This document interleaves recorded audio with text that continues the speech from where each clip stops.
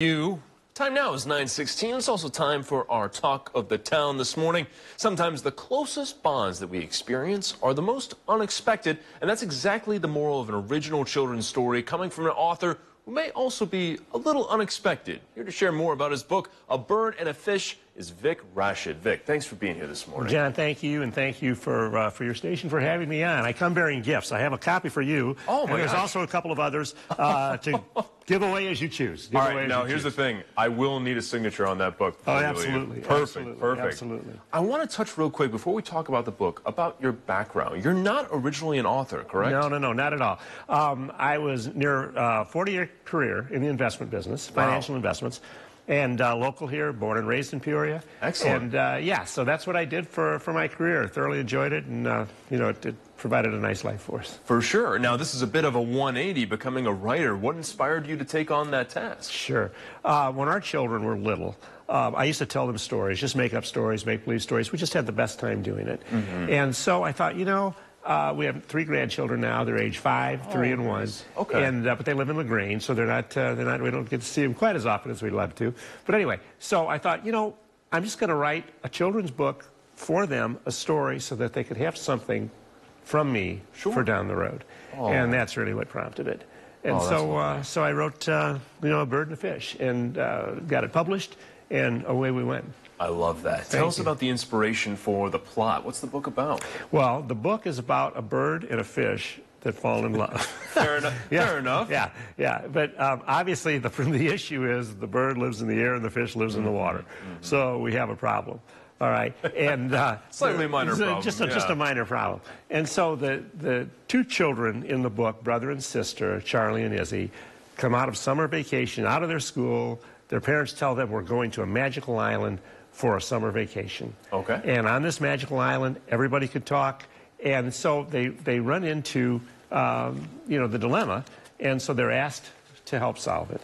And so with the help of Monty the monkey, they come up with a solution. And that solution is, it doesn't really matter where you live. You can always still love somebody. I love that. And that's the kind of the moral point of the story. Oh. And that is that you could be 3,000 miles away, you could be next door, it could be your own family, friend, relative, whatever. But you can still love somebody. So the bird and the fish, Hazel and Harvey, can still fall in love, can still be in love, even though they live in separate quarters. I love that. And such a strong message, too, I think, nowadays, right? I think unity is the most important thing that we can try and convey in today's world, right? And I do want to ask, too, was this something that maybe you drew upon your own life experiences, or was there maybe something that you drew inspiration from specifically for this? No, the only inspiration really was that hopefully it would, provide a little sunshine in the world, of course, and make things just inch by inch, maybe just a little bit better. But I have to tell you, I have to hands completely out to the illustrator of the book, who is Eva Paff.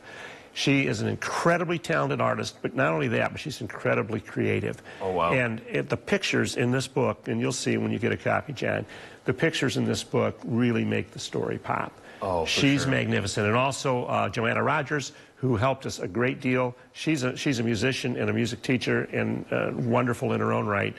Helped us with the technology on this book. So I wanted to give a shout out to both of them. They were both very, very helpful, and instrumental in doing this book. Absolutely. It's a team effort, right? Absolutely. For sure. We're actually going to have more information online and on our socials about how you can find Vic's book. What would be the best way for people to track it down? Sure. Amazon.com. Okay. A Bird and a Fish. Perfect. And put my name on there, Vic Rashid. It'll pop right up.